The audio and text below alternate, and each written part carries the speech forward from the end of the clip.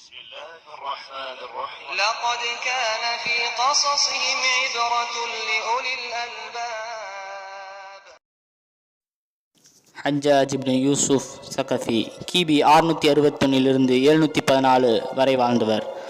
அவர் வாழும் காலகட்டத்தில் மிக பெரும் ஆட்சியாளனாக ஒரு கொடுங்கோலனாக வாழ்ந்தார். அவர் அழகிய கோட்டைகளும் அற்புதமான வீடுகளையும் பல கட்டினார்.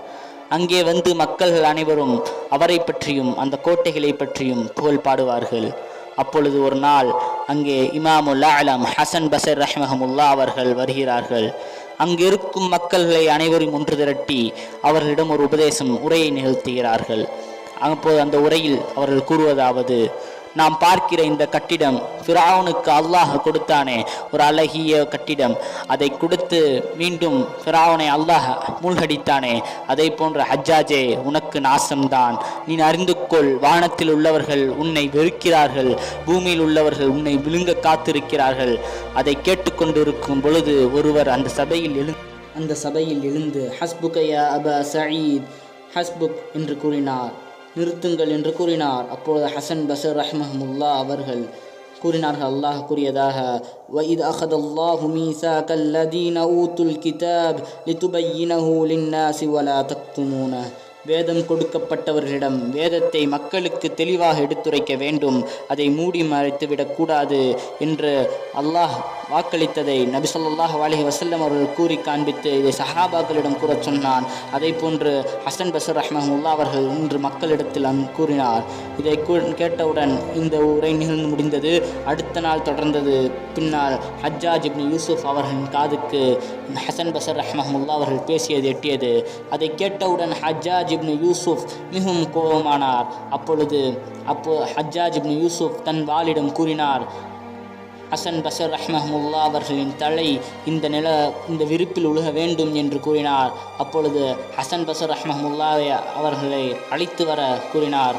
ஹசன் பஸர் ரஹ்மஹமுல்லா அவர்கள் ஹஜ்ஜாஜ் இப்னு யூசுஃப் அவன் கதவுக்கு முன்னால் வரும் பொழுது சிறிது உதரை அசைத்துவிட்டு உள்ளே நுழைகிறார்கள். அப்பொழுது அந்த நிலைமை தலைகீழாக மாறியது. ஹஜ்ஜாஜ் இப்னு யூசுஃப் அவன் மிகவும் கண்ணியமாக அவரை வரவழைத்து அவர் அருகில் அமர வைத்த பிறகு அவருக்கு மிகவும் கண்ணியம் செய்தான். அப்பொழுது ஹஜ்ஜாஜ் இப்னு யூசுஃப் அவரை பார்த்து கூறினார்: அந்த சய்யிதுல் உலமா, நீங்கள் உலமாக்களுக்கெல்லாம் தலைவர்கள் என்று கூறினார்.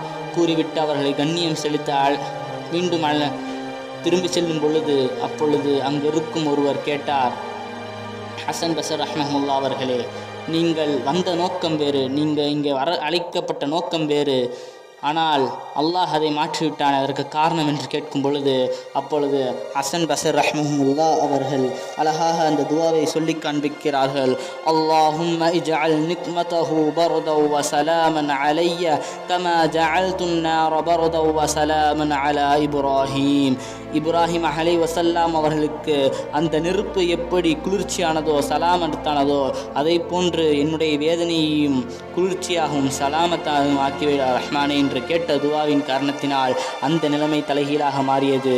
இதிலிருந்து நமக்கு கிடைக்கக்கூடிய படிப்பினை என்று பார்க்க வேண்டும். அல்லாஹ் சக்தி பெற்றவன். நாம் அல்லாஹ்விடம் இருந்தால் எப்பொழுதும் நமக்கு எந்த ஒரு துன்பமும் ஏற்படாது. அல்லாஹ் நம்மோடு இருப்பான். நிச்சயமாக அல்லாஹ் ஈமான் கொண்டவர்களை பாதுகாப்பான். எனவே நாம் உலமாக்களாகிய நாம் குறைந்தபட்சம் நாம் நம்முடைய ஹக்கை தெளிவாக மக்களிடத்தில் கொண்டு சேர்க்க வேண்டும். அது நம் மீது கடமையாகப்பட்டுள்ளது. எனவே இதை போன்றுதான் ஹசன் பஸர் ரஹ்மஹமுல்லா அவர்களின் வரலாற்றில் பதிவிடப்படுகிறது. எனவே நாம் நம்முடைய ஹக்கை சரியாக முறையில் மக்களிடத்தில் நாம் செலுத்த வேண்டும் என்று இதன் மூலம் நாம் தெரிந்து கொள்ளலாம்.